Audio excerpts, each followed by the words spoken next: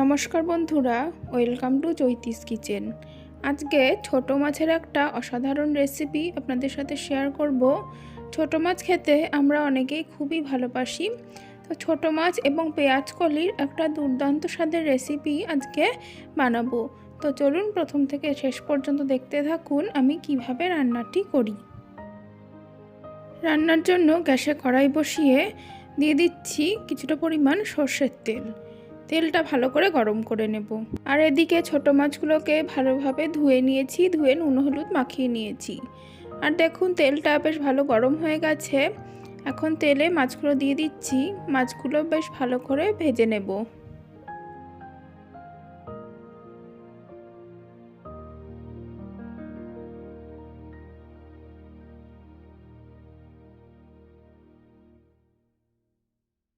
এখানে রান্নায় দেবার জন্য নিয়েছি একটা টমেটো, বেশ কয়েকটা কাঁচা লঙ্কা। আর এই বাটিতে মশলার পেস্ট বানিয়ে নিয়েছি। জিরে ধনের গুঁড়ো, হলুদ আর অল্প লঙ্কার গুঁড়ো দিয়ে মিশিয়ে নিয়েছি। আর এখানে পেঁয়াজ কলি এবং আলু কেটে নিয়েছি। এই রান্নায় আদা পড়বে না। তো মাছগুলো ভাজা হয়ে গেছে। এখন ওই তেলেই ফোড়ন দিয়ে দিচ্ছি কালো জিরে।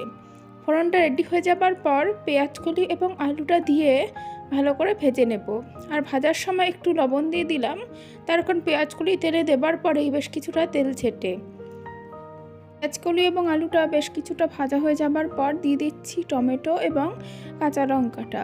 টমেটো এবং কাঁচা লঙ্কাটা সেদ্ধ না হওয়া অবধি নাড়াচাড়া করব। এই রান্নায় আদা দেব না, তার কারণ আদা দিলে পরে পেঁয়াজকলির যে ফ্লেভারটা আছে সেটা নষ্ট হয়ে যাবে। আর এখন দিয়ে দিলাম বাটিতে গুলিয়ে রাখা মশলাটা। এবার সমস্তটা খুব ভালোভাবে কষিয়ে নেব।